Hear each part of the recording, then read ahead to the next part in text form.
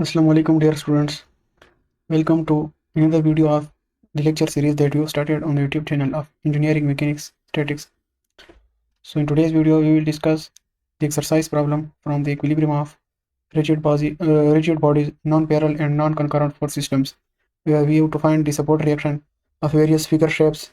So today we have a question. The uniform 15-meter pole has a mass of 150 kg and is supported by its smooth ends against the vertical wall and by the tension T in the vertical cable. Compute the reactions at A and B. तो ये हमारे पास आज का question है। इसमें कहा गया है कि ये केबल जो है इस रॉड के साथ अटैच है, ठीक है। इस रॉड के साथ जब ये अटैच है, ये और इस केबल के जरिए रॉड इसके साथ अटैच है, ऊपर वॉल के साथ ये अटैच्ड है। उसके साथ साथ ये रॉड जो है ये इस दीवार के साथ भी अटैच है, फिक्स नहीं है लेकिन उसके साथ पड़ा हुआ है, ठीक है, और बी के साथ भी है। तो ये कह रहा है कि बी पर जो नॉर्मल रिएक्शन होगा, ठीक है, वो और ए पर जो नॉर्मल रिएक्शन होगा वो इन दोनों को आपने फाइंड करना होगा। और सिमिलरली इस रॉड का मास भी हमें दिया गया है, तो इसका वेट इसके मिड में एक्ट करेगा, ठीक है। ये भी हमने इसमें कंसिडर करना होगा। और इन सपोर्ट को फाइंड करने के लिए हम इक्विलिब्रियम के इक्वेशन इस पर अप्लाई करेंगे, ठीक है। चूँकि इतना मुश्किल क्वेश्चन नहीं है, लेकिन यहाँ पर पहले इसका फ्री बॉडी डायग्राम ड्रा करना सीखे। किसी भी इक्विलिब्रियम स्टेप को, इक्विलिब्रियम के क्वेश्चन को सॉल्व करने के लिए 3 स्टेप्स इंतहाई ज़रूरी है और सीखे। सबसे पहले आप लोग फ्री बॉडी डायग्राम अपने लिए बनाएं।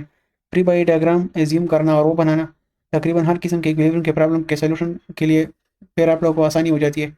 उसके बाद आप लोग उसमें इक्विलिब्रियम के इक्वेशन अप्लाई करें और फिर थर्ड स्टेप में अननोन फाइंड करें।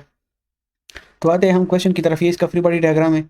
यहाँ पर इस पर एक नॉर्मल फोर्स लगेगा, चूँकि ये इसके साथ फिक्स नहीं है, सिर्फ इस पर पड़ा हुआ है, तो इसलिए इसके साथ नॉर्मल लगेगा। अगर फिक्स्ड होता तो हॉरिजॉन्टल वर्टिकल और तो मोशन जो है वर्टिकल और हॉरिजॉन्टल में रिस्ट्रिक्ट हो जाता, तो इसलिए ये फिक्स नहीं है, तो सिर्फ इसमें नॉर्मल लगेगा। ए पर भी नॉर्मल लगेगा और बी पॉइंट पर भी नॉर्मल लगेगा। और यहाँ पर इसके सेंट्रॉइड या इसके सेंटर में इस पर वेट भी एक्ट होगा, ठीक है, जो कि डब्ल्यू के बराबर होगा। वो मास मल्टीप्लाई बाय 9.81 से हमारे पास ये वैल्यू वेट किया गई। मास हमारे पास ऑलरेडी गिवन है और हमने इसके साथ 9.8 मल्टीप्लाई कर लिया, ठीक है। तो इसके बाद आप लोग क्या करें, इसके बाद आप लोग इस टेंशन फोर्स को भी ड्रा करें जो ऊपर की तरफ लग रहा है, ठीक है। तो तकरीबन हमने इस पर सारे फोर्सेस शो कर लिए। ये चीज़ जो मैंने ड्रा किया है ये लेंथ को ज़ाहिर कर रहा है, ये कोई फोर्स मोर्स नहीं है, ठीक है, ये लेंथ है। और उसके बाद हम आते हैं यहाँ पर, ये एंगल जो है ये भी हम यहाँ फाइंड करेंगे। फाइंड इसलिए करेंगे कि जब हम ए पर मूवमेंट लेंगे तो हमारे पास इस फोर्स, ये टेंशन का जो फोर्स है, इसके साथ ये वाला डिस्टेंस और वेट वेट के फोर्स के साथ ये वाला डिस्टेंस हमने फाइंड करके मल्टीप्लाई करना है। तो बेसिस को हम जो फाइंड करेंगे उसमें हमारे पास कोस थीटा में हमारे पास एंगल चाहिए होता है, तो इसलिए हमें ये एंगल फाइंड करना ज़रूरी है। ये एंगल हम किस तरह फाइंड करेंगे, ये एंगल हम इस तरह फाइंड करेंगे, ठीक है, कि हमारे पास कोस थीटा बराबर है, ठीक है, देखो मैंने यहाँ पर लिखा भी है, कोस थीटा हमारे पास बराबर है बेस डिवाइड बाय हाइपोटेन्यूज। तो हमारे पास बेस जो है वो ऑलरेडी गिवन है, यहाँ पर 12 है, ठीक है। इस फिगर में देखो यहाँ पर हमारे पास बेस जो है वो 12 है, वो गिवन है। और उसके साथ साथ हमारे पास हाइपोटेन्यूज भी गिवन है, वो कितना है 5 + 10 से क्या आता है 15 आता है। हाइपोटेन्यूज यहाँ पे 15 आएगा। तो हम आसानी के साथ यहाँ पर फिर एंगल फाइंड कर सकते हैं। Theta is equal to cos inverse 12/5 से हमारे पास क्या आंसर आता है 36.86। तो मैंने 36.9 ले लिया राउंड ऑफ करके ताकि कैलकुलेशन में आसानी हो, ठीक है। तो ये एंगल अपने साथ नोट कर ले, फिर मैं आगे इन ये डिस्टेंसेस फाइंड करने के लिए यूज़ करूँगा। सबसे पहले इसमें टेंशन को फाइंड करते हैं, ठीक है। तो टेंशन चूँकि वर्टिकल एक्ट कर रहा है, तो इसलिए मैं इक्विलिब्रियम इक्वेशन ऑफ कौन से लूँगा, summation of all F of Y is equal to 0 लूँगा, ठीक है। और उसके बाद चूँकि यहाँ पर ऊपर की तरफ मैंने पॉजिटिव लिया है, तो ऊपर की तरफ देखो यहाँ पर ऊपर की तरफ टेंशन एक्ट कर रहा है और डाउनवर्ड वेक्ट एक्ट कर रहा है, तो टी पॉजिटिव होगा और डब्ल्यू नेगेटिव हो जाएगा। तो दूसरे स्टेप में ये इक्वेशन के उस साइड पे आ जाएगा, तो जितना टेंशन होगा स्ट्रिंग में वो वेट के बराबर होगा, जो कि हमने ऑलरेडी यहाँ पे फाइंड किया था W is equal to M G के जरिए, ठीक है, चूँकि बराबर है वेट 1471.5 न्यूटन के। अब अगले स्टेप में हम जब सपोर्ट रिएक्शन ए और बी पे फाइंड करते हैं, तो चूँकि दोनों फोर्सेस हमारे पास हॉरिजॉन्टली लग रहे हैं, तो इसको फाइंड करने के लिए हमारे पास summation of F of X वाली इक्वेशन को हमने लेना होगा, ठीक है।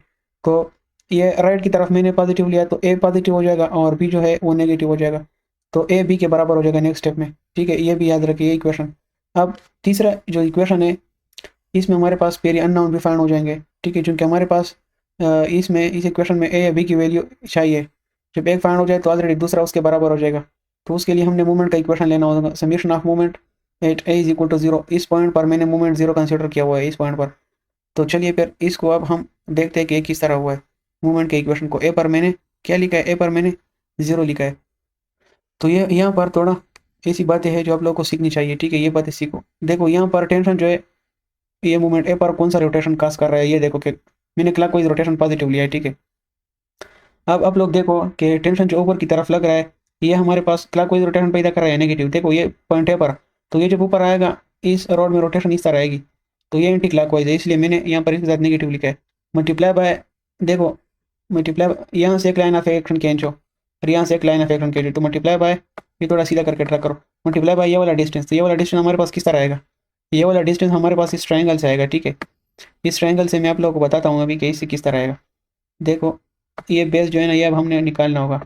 तो इस बेस को निकालने के लिए मेरे पास ऑलरेडी थीटा हमने फाइंड किया हुआ है।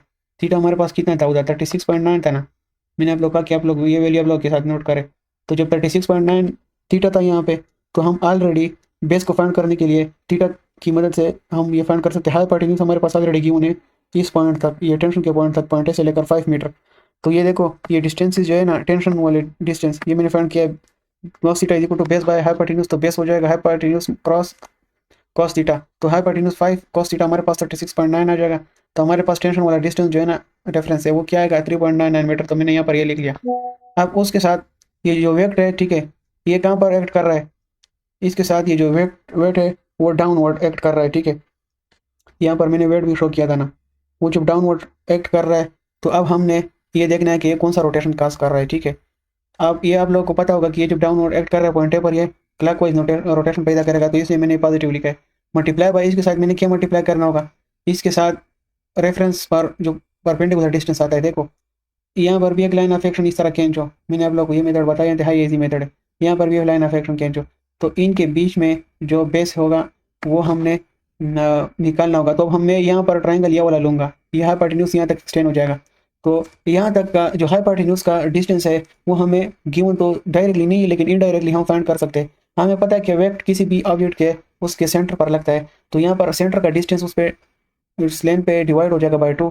तो 15/2 पे यहाँ पर हाइपोटेन्यूज 7.5 आएगा, ठीक है। तो हमारे पास यहाँ पर 7.5 हाइपोटेन्यूज होगा, एंगल तो हमारे पास वही का वही है। तो हम ये वाला डिस्टेंस फाइंड कर सकते हैं मूवमेंट को निकालने के लिए, ठीक है। तो ये वाला डिस्टेंस मैंने कितना लिखा है, डब्ल्यू वेट वाला distance, B is equal to H cos 36.9, H की जगह मैंने 7.5 लिखा है, जो कि 15 का हाफ होता है, ठीक है, क्योंकि इसका वेट सेंटर पर एक्ट कर रहा होगा।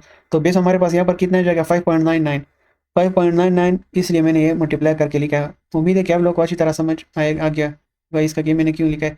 अच्छा, उसके बाद ये बी को देखो, यहाँ पर जब फोर्स लगेगा तो ये देखो कि ये कौन सा रोटेशन काज कर रहा है, तो ये इस तरह रोटेशन काज करेगा एंटी क्लॉकवाइज। जब इस तरह रोटेशन काज करेगा तो इसलिए मैंने ये नेगेटिव लिखा है। मल्टीप्लाई बाय कौन सा डिस्टेंस अब ले लेना होगा, मल्टीप्लाई बाय, देखो इस रेफरेंस एक्सिस के अलग एक लाइन ड्रा कर लो, ठीक है, इस रेफरेंस एक्सिस के अलग इस तरह लाइन ड्रा कर लो।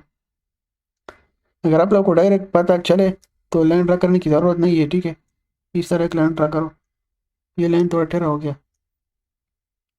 जब इस तरह हम लाइन ड्रा करते हैं, जो लाइन फोर्स अफेक्शन के अलग होगा वही लाइन उसी ओरिएंटेशन में रेफरेंस केक भी होगा। तो हमारे पास ये वाला डिस्टेंस चाहिए जो कि इस बड़े वाले ट्रायंगल का, देखो इस ट्रायंगल का परपेंडिकुलर आ रहा है, ये बड़ा ट्रायंगल जो बन रहा है यहाँ पर, ये वाला इस ट्रायंगल का परपेंडिकुलर आ रहा है। तो ऑलरेडी इस बड़े ट्रायंगल का हमारे पास बेस भी गिवन है जो कि 12 मीटर है, और हाइपोटेन्यूज भी गिवन है जो कि 15 मीटर है। तो परपेंडिकुलर हम sin थीटा से फाइंड कर सकते हैं ना, तो ये आप लोग फाइंड कर लो, sin theta is equal to perpendicular by hypotenuse. तो परपेंडिकुलर बराबर हो जाएगा हाइपोटेन्यूज sin थीटा के। हाइपोटेन्यूज हमारे पास यहाँ पर 15 है, sin थीटा 36.9 हो जाएगा। तो यहाँ पर हमारे पास परपेंडिकुलर डिस्टेंस 9 आ जाएगा, ठीक है। तो इसलिए मैंने 9 इसके साथ मल्टीप्लाई किया है। अब किसी भी इक्वेशन को फाइंड कर, इक्विलिब्रियम की प्रॉब्लम को सॉल्व करने के लिए सबसे जरूरी चीज़ जो होती है फ्री बॉडी डायग्राम के बाद, वो होती है इक्वेशन को बनाना। अब इक्वेशन को हमने बना लिया, अब इसमें और कोई मुश्किल चीज़ नहीं है, बस आप लोग सिंपली इसको क्या करें, आप लोग सिंपली इसको सॉल्व कर ले।